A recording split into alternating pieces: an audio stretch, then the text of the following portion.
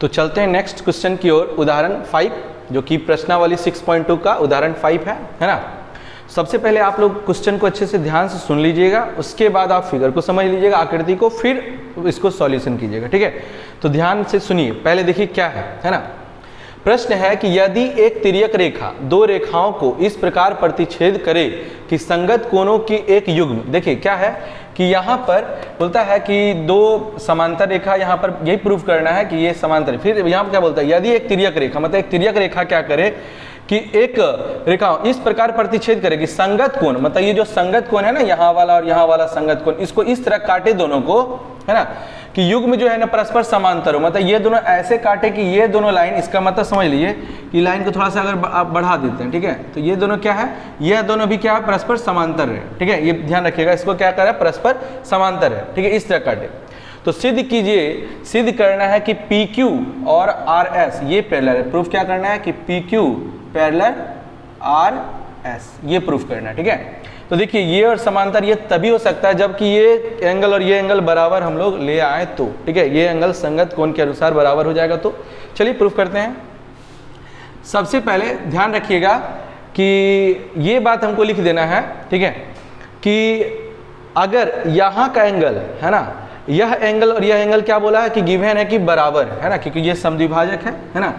तो यहाँ ये बात पहले लिख देना है रीजन कि BE है ना ABQ का समद्विभाजक है, ठीक है। चलिए लिखते हैं, है ना, BE एंगल ABQ का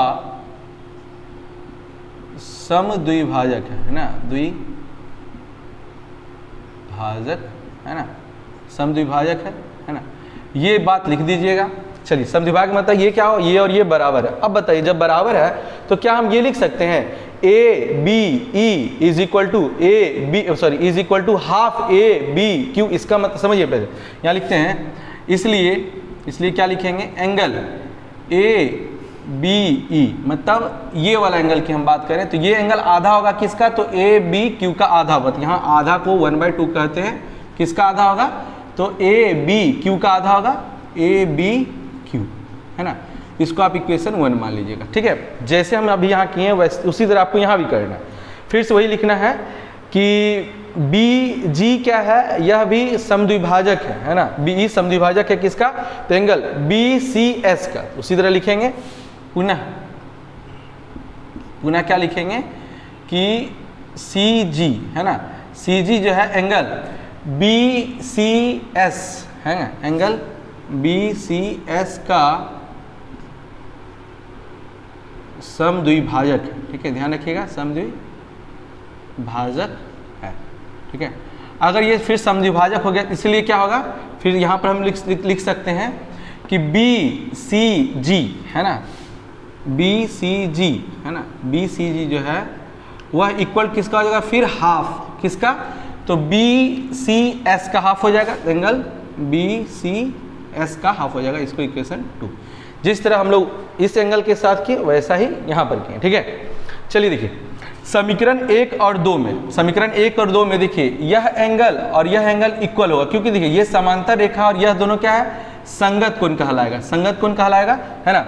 तो यहाँ पर ये बात लिख दीजिएगा कि BE है ना, BE जो है पैरेलल है किसका, तो CG का है ना, CG है ना, BE जो है यह लाइन जो है इसके पैरेलल है ना। तो ये पैरेलल है तो यहाँ पर लिखाएगा एंगल, यह एंगल और यह एंगल इक्वल हो जाएगा, ठीक है। तो यहाँ पर जो है यह पैरेलल है तो यहाँ पर लिख देंगे हम लोग कि एंगल, यहाँ पर ब्रैकेट में लिख सकते हैं आप, ये बोले तो ABE इक्वल टू BCG है ना, एंगल BCG है ना। क्यों ऐसा कोण है, तो इसको कहते हैं संगत कोण, ठीक है। ये कैसा कोण हो गया, संगत कोण, क्योंकि पैरेलल था। अब जब ये दोनों इक्वल है तो ये साइड और ये साइड भी इक्वल होगा, तो इसका हो जाएगा, अगर इसकी बात करें तो 1/2 angle ABQ is equal 1/2 angle BCS है ना, ये दोनों हो गया BCS। अब देखिए 1/2 दोनों कट जाएगा, तो यहाँ हो जाएगा ABQ is equal to angle BCS, है ना। इससे साफ साफ पता चलता है कि ABQ और BCS, है ना, BCS दोनों अगर ये दोनों एंगल है इक्वल तो संगत कोण हो गया। इसका मतलब हुआ कि PQ और पैरेलल जो है RS हो जाएगा। अतः P, है ना, यहाँ लिख देंगे PQ पैरेलल RS PRO भी, है ना, इति सिद्धम। ठीक है, ध्यान रखिएगा, ये हो गया प्रूफ। तो आपको इसी तरह स्टेप बाय स्टेप करके इसको बनानी है, ठीक है। और इसमें कोई एक्स्ट्रा कोई क्वेश्चन नहीं हो सकता, इसको आप लोग अच्छे तरीके से, क्योंकि प्रूफ करने वाला में क्वेश्चन एक्स्ट्रा नहीं दे सकते, देंगे तो सिर्फ नाम चेंज कर सकते हैं, बाकी उसी तरह बनेगा। तो आप लोग इसको अच्छे तरीके से कॉपी में नोट करके, अगर दोबारा समझ में आए तो दोबारा इसको देख सकते हैं, और समझ में आ गया तो बिल्कुल अच्छे से इसको एग्जाम में बिल्कुल अगर आए तो बिल्कुल अच्छे तरीके से बनाना है। और अगर मेरे चैनल को सब्सक्राइब नहीं किया तो बिल्कुल कर दीजिएगा, ठीक है। Thanks for watching.